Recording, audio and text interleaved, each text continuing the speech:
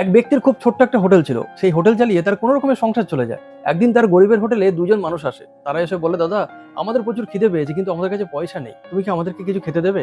তখন সেই ছেলেটি বলল যে ঠিক আছে, বসো, তোমরা ডাল ভাত খেয়ে যাও।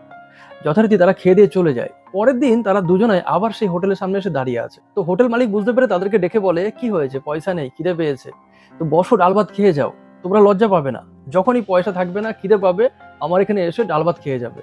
তো যথারীতি তারা এইভাবে প্রতিদিন আসে, খেয়ে দিয়ে চলে যায়। একদিন সেই হোটেলটা ফাঁকাই ছিল। সেদিন সেই হোটেল মালিক ওদের দুজনকে জিজ্ঞাসা করে যে তোমরা থাকো কোথায়, কি করো? তখন তারা বললো যে আমরা যমদূত, যে মারা যায় তাকে নিতে আসি। এ কথা শুনে হোটেলের মালিক চমকে যায়। তখন সে বলল, তাহলে তোমরা আমাকে বলো তো, আমার মৃত্যু কবে হবে, কিভাবে হবে? একজন বললো যে না, এটা আমরা বলতে পারি না, এটা আমাদের নিয়মের বিরুদ্ধে। আরেকজন বলল যে আমি তোমার নুন খেয়েছি, তাই আমি তোমাকে এটা বলবো। তিনি বললেন যে তোমার মৃত্যু হবে বিয়ের পর বউ ভাতের দিন, যখন তুমি তোমার স্ত্রীর ঘরের দিকে যাবে, দরজার কাছে পড়ে তুমি মারা যাবে, এটাই তোমার নিয়তি। এ কথা শুনে ছেলেটির খুব খারাপ লাগলো। তখন সে ভাবলো, যদি আমি বাঁচতে চাই তাহলে আমাকে জীবনে বিয়ে করা যাবে না। কিন্তু সে বহু বছর ধরে একটি মেয়েকে ভালোবাসে, যার সাথে তার বিয়ে ফাইনাল হয়ে আছে। এখন সে নিজের বিয়ে নিজেই ভাঙার চেষ্টা করছে, কিন্তু মেয়েটি কিছুতেই শুনবে না, কিছুতেই মানবে না। শেষমেশ ছেলেটি তাকে সবকিছু সত্য খুলে বললো। মেয়েটি বলছে, আমি এসব বিশ্বাস করি না, আমি তোমাকে ছাড়া বাঁচবো না, বাঁচতে হয় তোমার সাথে, মরতে হয় তোমার সাথে। শেষমেশ ছেলেটি বাধ্য হয়ে বিয়ে করিয়ে নিল। যথারীতি ছেলেটি যখন বৌভাতের দিন তার স্ত্রীর ঘরের দিকে যাবে, দেখে যে সেই দুজন যমদূত এসে দরজার সামনে দাঁড়িয়ে আছে। সে তখন যমদূতদেরকে বলল যে আমাকে একটুখানি সময় দাও, আমি আমার স্ত্রীকে সান্ত্বনা দিয়ে আসি। তাদের মধ্যে যে দয়ালু ছিল সে খুব কাঁদছিল। সে বলল, আমাদের কিছু করার নেই, আমরা আমাদের আদেশ পালন করেছি, এটা আমরা তোমাকে করতে দিতে পারি না।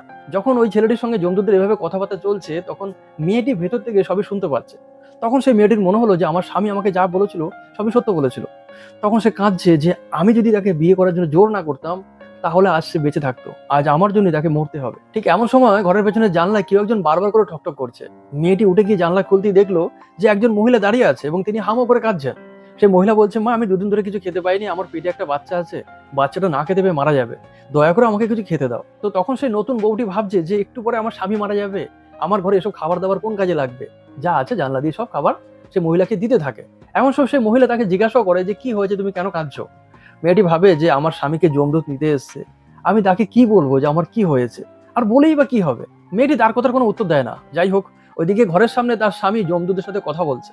এদিকে ঘরের পেছনে একজন ক্ষুধার্ত গর্ভবতী মা এক মুঠো খাবার মুখে দিয়ে বলছে, মা, আমি জানি না তোমার কি হয়েছে, যাই হোক তুমি ভালো থাকো, সুখে থাকো। দ্বিতীয় মুঠো খাবার খেয়ে তারপর একটু জল খেয়ে সে বলল, তুমি তোমার স্বামী সন্তান নিয়ে 100 বছর সুখে বাঁচো। একথা বলার সাথে সাথে এই যমরাজ যমদূতদেরকে ডেকে পাঠালো, তোমরা সবাই ফিরে এসো, ওই ব্যক্তিকে তোমরা নিয়ে আসতে পারবে না, ওকে যে আশীর্বাদ করেছে সেটা খণ্ডন করার ক্ষমতা আমার নেই। আশীর্বাদ খুব মূল্যবান জিনিস, পারলে জীবনে প্রচুর আশীর্বাদ কামান। ভালো থাকবেন সবাই।